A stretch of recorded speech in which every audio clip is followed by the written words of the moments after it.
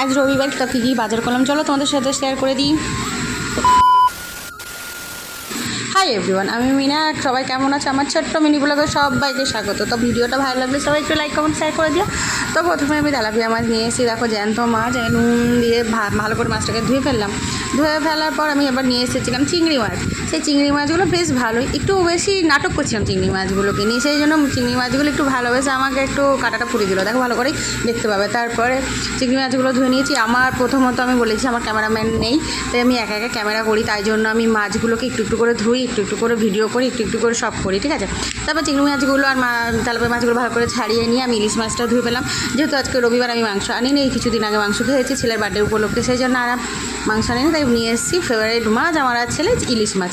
তো ভিডিওটা ভালো লাগলে লাইক কমেন্ট শেয়ার করে দিও, আর আমার চ্যানেলটাকে প্লিজ সাবস্ক্রাইবার করে দিলাম। তোমরা যে চুপি চুপি দেখে চলে যাচ্ছ, একটা লাইক কমেন্ট তো করে দিয়ে যেতে পারো। তোমাদের একটা লাইক কমেন্টে আমাকে অনেকটা উৎসাহ করে, তাই তোমাদের বলেছি একটা লাইক কমেন্ট করে দিয়ে যাও।